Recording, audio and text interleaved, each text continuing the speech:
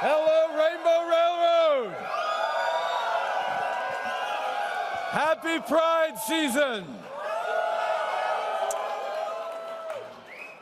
Merci pour l'introduction, Kimali. Thank you so much for all your leadership, for everything you do. It's an absolute honor to be here with you all tonight to celebrate freedom. Freedom to love, freedom to openly be who you are, and freedom from fear. Priyanka, good to have you here as well. I think we're both count as alumni of Canada's Drag Race, don't you think? Jessica, Frank, Mugisha, Sean, thank you for your words. Earlier tonight, I met Imran and Ogay. Imran came from Chechnya in 2017, was persecuted, feared for his life. We brought him to Canada straight to a backyard barbecue with the Minister of Finance, former Minister, the then Minister of Foreign Affairs. From persecution to welcome, that's the story of Canada, and that's your story. That's the story of all Canadians. You know, there's a lot of reasons to look on the internet and to see some of the challenges out there that seem to be, and that are, spiking in terms of anger intolerance. We need to be pulling together, but at the same time, we need to remember that Canadians are allies. People are good in this country. People are there to stand with you, to celebrate Pride, to celebrate these extraordinary people come from all around the world to build a life.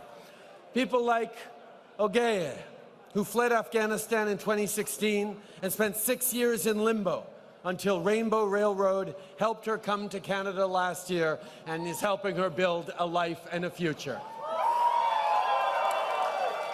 So to the people of Rainbow Railroad who do such inspiring and courageous work, and to all those of you here tonight who donate to make this work possible, thank you, thank you, thank you.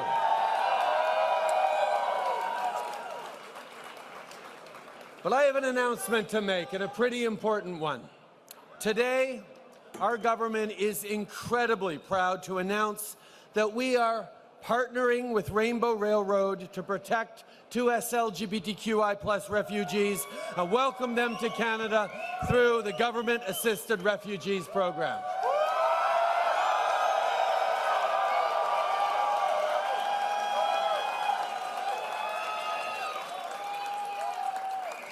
This is a big thing.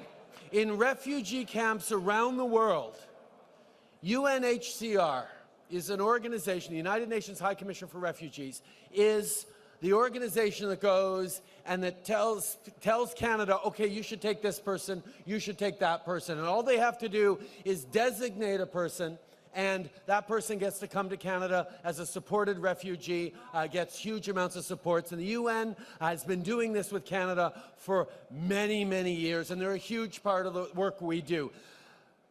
But right now, we're making an announcement that is putting Rainbow Railroad as the only second organization in Canada that can do that. Say, you get to come to Canada.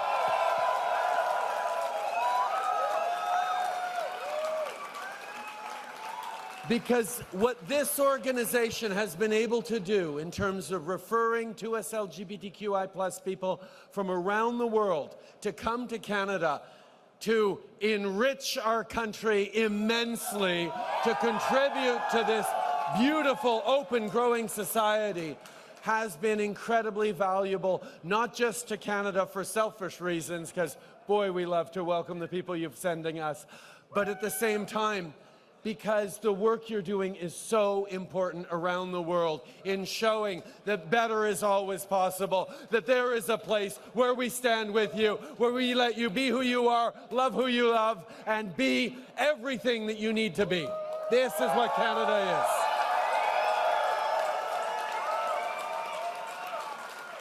Le ministre Fraser vous en a déjà parlé plus en détail, mais je tiens à réaffirmer l'engagement de notre gouvernement à protéger les droits des réfugiés de LGBTQI+.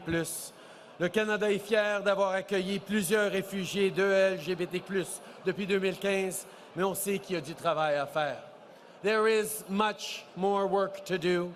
State-sponsored persecution is happening all over the world. Uganda's anti-homosexuality laws are reversing human rights, and it's because of laws like that that organizations like this are needed more than ever. But unfortunately, as you all know, we don't have to go as far as Uganda to see hateful rhetoric on the rise. We're seeing that angry, hateful rhetoric rise on our continent, particularly targeting trans people.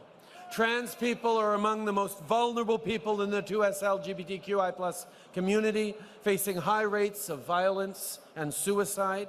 And far-right political actors are trying to outdo themselves with the types of cruelty and isolation they can inflict on these already vulnerable people. Right now, trans kids in New Brunswick are being told they don't have the right to be their true selves, that they need to ask permission. Well, trans kids need to feel safe, not targeted by politicians. We have to stand against this. We have to stand up for the freedoms we believe in and continue our work of letting love be louder than hate. Canada is committed to protecting the human rights of 2S LGBTQI+ people at home and abroad, because Canada and Canadians stand for openness, for respect, for dignity, and most of all, for freedom, real freedom. Now, earlier today, for the 7th time since the very first time, I was raising the pride flag on Parliament Hill. Now, the rainbow has been a symbol of celebration for almost half a century. When a rainbow appears in the sky, it appears as an arc, which makes me think of a quote much loved by Dr. Martin Luther King around the arc of the moral universe being long but bending towards justice, which is reassuring. But the universe has a much longer time frame than we do, and I think we need to keep rolling up our sleeves to make it happen right now. As community members and allies, we need to work together and remember that progress is not inevitable, and we cannot let progress halt at certain rights for certain people.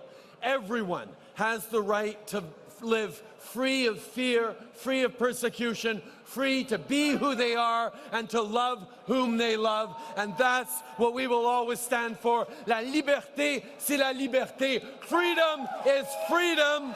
Thank you for this award.